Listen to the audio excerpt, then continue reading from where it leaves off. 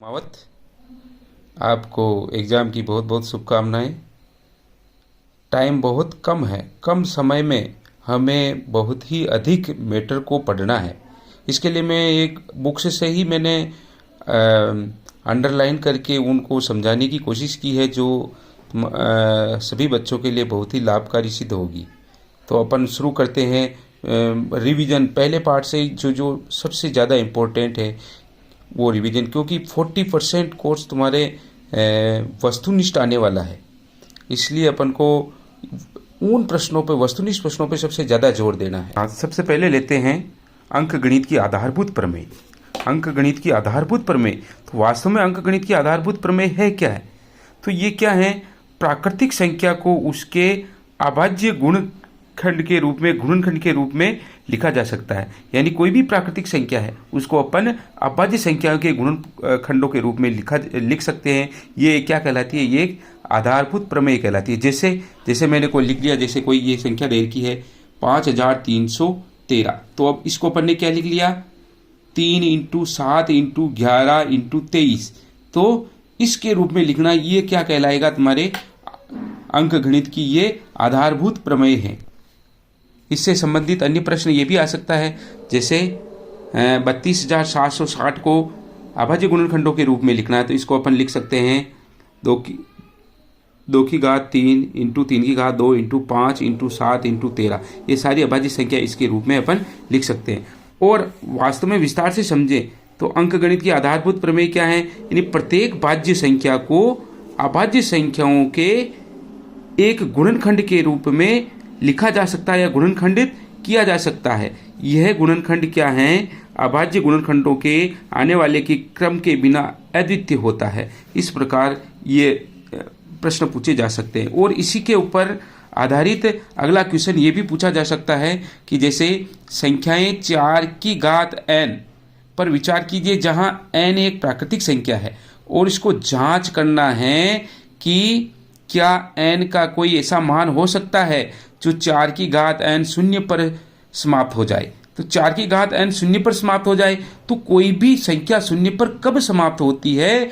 जब क्या है, उसके अंदर अभाज्य संख्या 5 हो, यानी जो उसका गुणनखंड है वो 5 होना चाहिए। जैसे मैं 4 की घात n लिख रखा है, तो इस 4 की घात n का अपन ने गुणनखंड कर लिया, तो 2 × 2 इसकी घात n हो गई। तो इसके अंदर कहीं 5 नहीं आ रहा है, तो इसका मतलब क्या होगा? यह 0 पे समाप्त नहीं होगा। इसी प्रकार इसका अन्य प्रश्न भी, एक नंबर का ये प्रश्न भी आ सकता है, जैसे 6 और 20 के अभाज्य गुणनखंड विधि से HCF और LCM ज्ञात करने हैं। ये आसान विधियों से अपन इसको हल कर सकते हैं। 6 है तो 6 को 2 × 3 के रूप में लिख सकते हैं, या 2 की घात 1 × 3 की घात। इसी प्रकार 20 को लिखा जा सकता है। अब इसमें HCF और LCM क्या है? मैंने जैसे लिखा 6 को लिखा, मैंने 6 को लिखा 2 × 3, और मैंने इसी प्रकार 20 यानी 20 को लिखा मैंने 2 दूनी 4 पंजा 20, ये लिख लिया। अब जैसे इसका अपन को एलसीएम ज्ञात करना है सबसे पहले, तो एलसीएम कैसे ज्ञात करते हैं? एलसीएम में जैसे ये 2 अधिक से अधिक कितनी बार आ रहा है? इसमें 1 बार आ रहा है, इसमें 2 बार आ रहा है, तो ज़्यादा से ज़्यादा बार आ रहा है वो लिख लो अपन, 2 × 2। ठीक, ये लिख लिया। फिर आ जाओ इस पे। अब देखो 3 अधिक से अधिक कितनी बार आ रहा है? इसमें 1 बार आ रहा है, और इसमें नहीं आ रहा है, 1 बार आ रहा था, ये 1 बार लिख दिया। 2 का नंबर आ गया, 3 का नंबर भी आ गया। अब इसमें आ जाओ, 2 बार अपन ने लिख दिए, और 5 इसमें 1 बार आ रहा था, ये 5 लिख दिए। तो ये इसका एलसीएम हो गया गुणनखंड के रूप में। या इसको अपन ऐसे लिख सकते हैं, 2 की घात 2 × 3 × 5 इसके रूप में भी पूछ सकते हैं, और नहीं हो तो 2 दूनी 4 तिया 12 पंजा 60 के रूप में भी पूछ सकते हैं। ये तो हुई एलसीएम की बात।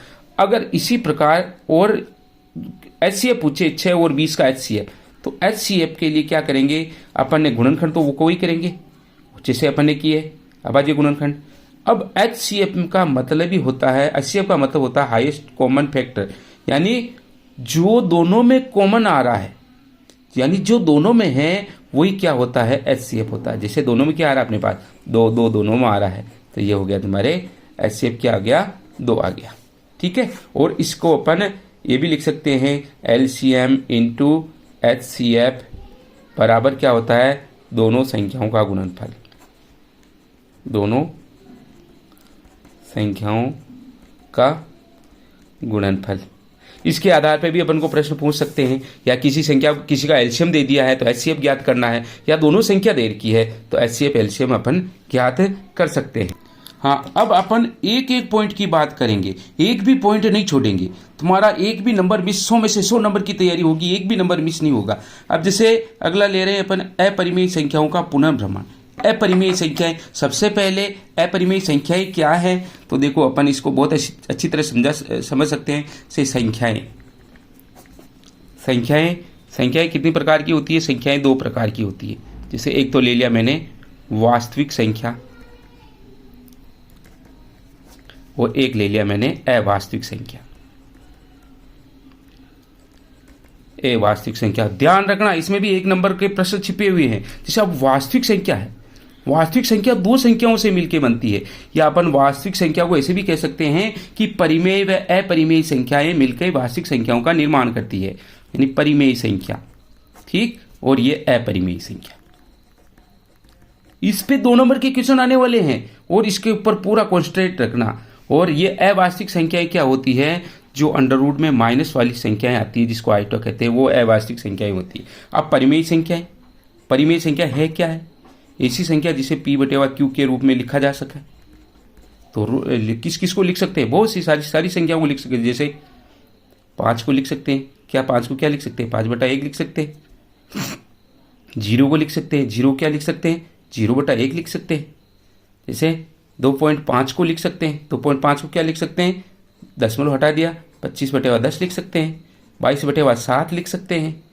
और जैसे कोई दशमलव की संख्या 3.1, 4, 5, ये संख्या, ये सारी क्या किस में आएगी, परिमेय संख्या में। और एक और ध्यान रखना, परिमेय संख्या में जैसे 1.3333 वो रिपीट होने वाली संख्याएं हैं, जो इसको हम क्या कहते हैं, अशांत आवर्ती कहते हैं। आवर्ती हो रही है इनकी, तो ये संख्याएं किस में आएगी, परिमेय से में। ये एक नंबर के क्वेश्चन आएंगे और वेरी इंपॉर्टेंट, ध्यान रखना इसमें। अब और एक और ध्यान रखना, अंडर रूट की, जिसका अंडर रूट निकल जाता है, जैसे मैंने अंडर रूट 4 लिखा, तो अंडर रूट 4 का मान 2 होता है अपन, तो ये अंडर रूट 4 को भी परिमेय संख्या की श्रेणी में ज्ञात करेंगे। अब बात करते हैं वेरी इंपॉर्टेंट अपरिमेय संख्या। अपरिमेय संख्या है क्या है, ऐसी संख्या जिसे P/Q के रूप में नहीं लिखा जा सके, नहीं लिख सकते हैं। अब किन को नहीं लिख सकते हैं, जैसे अंडर रूट वाली सारी संख्याएं, under root 2, under root 3, under root 5, ये संख्याएं अपन P/Q के रूप में नहीं लिख सकते हैं। और ध्यान रखना, जैसे एक इस टाइप की संख्या, जैसे 1.01, 001, 0001, 000001 ... इस प्रकार की संख्याएं अपरिमेय संख्याओं की श्रेणी में आ गई। ये वेरी इंपॉर्टेंट, बिल्कुल ध्यान रखना। इसकी जगह कुछ भी मान हो सकता है, जैसे 2.23, 223, 2223, इस प्रकार की संख्याएं क्या होगी, अपरिमेय संख्याएं। और एक वेरी मोस्ट, पाई क्या है, पाई एक अपरिमेय संख्या है।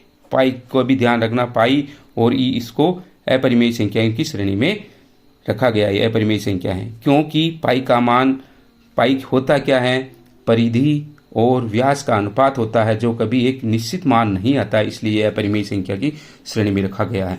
तो आपका देख लो, ये 2 नंबर के क्वेश्चन तुम्हारे कंप्लीट होते हैं। एक तो ये आ सकता है कि वास्तविक संख्या क्या है, तो वास्तविक संख्या परिमेय और अपरिमेय संख्याओं का समूह है। परिमेय संख्या क्या है, P/Q के रूप वाली बता दी मैंने, अपरिमेय संख्या बता दी जो P/Q के रूप में नहीं लिखा जा सके वाली। तो ये क्वेश्चन तुमको आ सकता है इस बार। और अन्य उदाहरण भी देख सकते हैं अपरिमेय संख्याओं के उदाहरण। अपरिमेय संख्या की ये देख लो, वेरी इंपॉर्टेंट उदाहरण, अंडर रूट 2, अपरिमेय संख्या under root 3, under root 15, pi, ये minus under root 2/, under root 3। ध्यान रखना इनकी, 0.101, 001, 001, ये बहुविकल्पीय प्रश्नों में हमारे आ सकते हैं कि निम्न में से कौन सी अपरिमेय संख्या है, निम्न में से कौन सी परिमेय संख्याएं हैं। और अगला वेरी मोस्ट इंपॉर्टेंट की क्वेश्चन की बात करते हैं, अंडर रूट 2 एक अपरिमेय संख्या है, यानी under root 2, under root 3, under root 5 या अंडर रूट 6 को, ये सारी संख्याएं अपरिमेय सिद्ध करने का केवल तुमको एक सिद्ध कर लो, अंडर रूट 2 वाली सिद्ध कर लो, ऑटोमेटिक सारी सिद्ध हो जाएगी। इसको वैसे ही मैं बता दूं, जैसे अंडर रूट 2 क्वेश्चन ले लो आप, अंडर रूट 2 जैसे मैंने क्वेश्चन लिया √2 एक अपरिमेय संख्या है, तो अपरिमेय संख्या को सिद्ध करना है इसको कि अपरिमेय संख्या, तो इसको सिद्ध करने के लिए क्या करेंगे, इस √2 को इसके विपरीत मान लेंगे। विपरीत क्या है, जैसे मानना कि √2 एक परिमेय संख्या है, परिमेय संख्या मान लिया। लेकिन परिमेय संख्या होती क्या है वास्तव में, ऐसी संख्या है जिनको P/Q के रूप में लिख सकते हैं। तो अपन ने लिख लिया √2 बराबर A/B, ये लिख दिया, जहां A व B का, यानी इसको सहभाज्य संख्या ले लो। A व B क्या है, सहभाज्य संख्या ले लो, सहभाज्य संख्या। अब सहभाज्य संख्या क्या होती है, जिसका HCF 1 होता है या जिसका गुणनखंड 1 होता है, दोनों में कॉमन 1 होता है, तो वो सहभाज्य संख्या। तो अपन A/B या तो ये दोनों सहभाज्य संख्या ले ली √2 के बराबर। ठीक, अब क्या किया मैंने, इस B को इधर भेज दिया, तो B √2 बराबर A, इस B को बराबर से इधर भेज दिया, B √2 बराबर A। अब इसका अपन वर्ग कर लेते हैं, वर्ग कर दो। वर्ग करने पर वर्ग कर दिया तो क्या हो गया, B का वर्ग तो B² हो गया और √2 का वर्ग 2 हो गया, तो 2B² बराबर हो गया अपने पास A²। ये हो गया। अब अपन प्रमेय नंबर 1.3 की बात करते हैं। वो क्या कहते हैं, वो प्रमेय क्या कहती है, अगर किसी संख्या में या किसी वर्ग संख्या में किसी संख्या का भाग जा रहा है तो उसके वर्गमूल में भी जाता है। जैसे ये 2B² बराबर A² आ रहा है, यानी इसका मतलब क्या हुआ, 2 का भाग A² में जा रहा है। इसे लिख सकता हूं मैं, B² बराबर A²/2, 2 का भाग A² में जा रहा है, इसका मतलब 2 का भाग A में भी जाएगा, यानी 2 A² को विभाजित करता है, विभाजित करता है। तो 2 क्या करेगा, A को भी विभाजित करेगा, विभाजित करेगा। अब 2 A को विभाजित कर रहा है, तो हमने मान लिया, मैंने A को विभाजित कर रहा, तो वो संख्या क्या मान ली मैंने, जैसे वो संख्या हम मान ली, जैसे A बराबर कोई संख्या ले ली जो 2 से विभाजित है, 2C, ये ले लिया मैंने, मान ली 2 A को विभाजित कर रहा है, इसका मतलब A बराबर 2C कोई संख्या ले ली। अब A बराबर 2C है, अब इसका मान समीकरण 1 में रख दो, यानी 2B² बराबर 2C, इसमें 2C का होल स्क्वायर, यानी ये हो गया आपके 2B² बराबर 4C²। इसका मतलब ये इससे 2 कट गया, तो B² बराबर क्या हो गया, 2C² हो गया। अब अपने पास ये प्राप्त हो गया B² बराबर 2C²। इसका मतलब क्या हो गया, यानी B² में इस 2 का भाग जा रहा है, यानी B² 2 से विभाजित है, 2 से विभाजित है। ठीक है, तो प्रमेय 1.3 से क्या होगा, B 2 से विभाजित होगा, BB क्या होगा, B² 2 से विभाजित है, तो B 2 से विभाजित होगा, 2 से विभाजित, तो B 2 से भी विभाजित होगा। अब 2 से विभाजित होगा, और अपन ने सबसे पहले क्या माना कि दोनों सहभाज्य संख्या मानी, कि उसमें किसी का भाग नहीं जा रहा। और अब यह अपने पास क्या प्राप्त हो रहा है कि इसके अंदर 2 का भाग जा रहा है, दोनों में A में भी 2 का भाग जा रहा है, 2 में भी 2 का भाग जा रहा है। इसका मतलब क्या हुआ, जो अपन ने कल्पना की है वो त्रुटिपूर्ण कल्पना की है, यानी परिणाम क्या होगा, विरोधाभास प्राप्त होता है, परिणाम विरोधाभास प्राप्त होता है। क्यों हुआ प्राप्त, क्योंकि A और B में माना तो अपन ने A और B में किसी का भाग नहीं जा रहा, लेकिन आगे अपन ने देखा इसको कि इसमें दोनों में 2 का भाग जा रहा, तो इसका मतलब अपन ने जो पूर्व में कल्पना की है वो गलत कर दी है। तो ये परिणाम विरोधाभास प्राप्त होता है। अतः अपन इस निष्कर्ष पे निकलते हैं। निष्कर्ष क्या होगा अपना, कि √2 एक अपरिमेय संख्या है, अपरिमेय संख्या। इसी प्रकार अपन √2 का कर सकते हैं, √3 का इसी प्रकार कर सकते हैं, √5 का कर सकते हैं। तो इस प्रकार के क्वेश्चन अपन इससे सिद्ध कर सकते हैं। और इसी से संबंधित एक प्रश्न है, आगे देखते हैं अपन इसको। इसी पे आधारित एक क्वेश्चन है कि सिद्ध कीजिए कि 3 + 2 अंडर रूट 5 एक अपरिमेय संख्या है। बहुत अच्छा क्वेश्चन है ये क्वेश्चन है। अब 3 + 2 अंडर रूट 5 एक अपरिमेय संख्या है। हम जानते हैं क्या, अपन ने अभी सिद्ध कर लिया कि अंडर रूट 2 अंडर रूट 3 व अंडर रूट 5 एक अपरिमेय संख्या, ये तो सिद्ध कर लिया। अब इसको सिद्ध करना है, तो इसको सिद्ध करने के लिए सबसे अच्छा तरीका है कि माना कि 3 + 2 अंडर रूट 5 एक परिमेय संख्या है।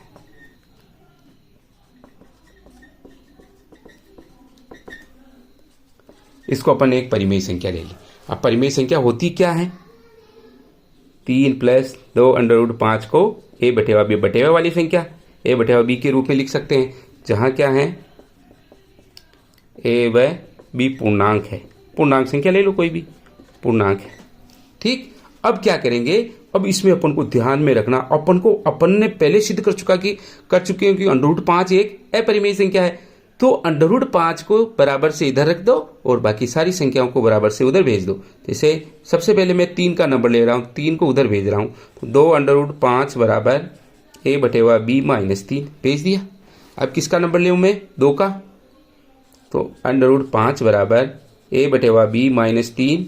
इस 2 को ये गुणा हो रहा तो उधर भेजेंगे तो भाग हो जाएगा, 1/2 हो जाएगा। ठीक, अब हम जानते हैं कि अंडर रूट 5 क्या है, अंडर रूट 5 एक परिमेय संख्या है, सॉरी अपरिमेय संख्या है। अंडर रूट 5 क्या है, एक अपरिमेय संख्या है। और 1/2 a/b - 3 क्या है, यह संख्या क्या है, एक परिमेय संख्या है, क्योंकि इसमें कोई कहीं अंडर रूट नहीं आ रहा है।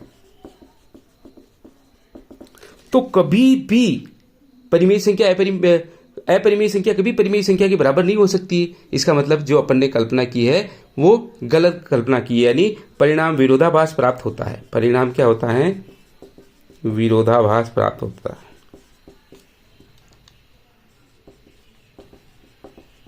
है। अतः क्या होगा, 3 + 2 अंडर रूट 5 एक अपरिमेय संख्या है। अब देखो, इसके अलावा आगे कोई क्वेश्चन नहीं आने वाले, सारे मैंने इसमें कंप्लीट करवा दिए और ये 4 नंबर के क्वेश्चन तुम्हारे कंप्लीट हो चुके हैं।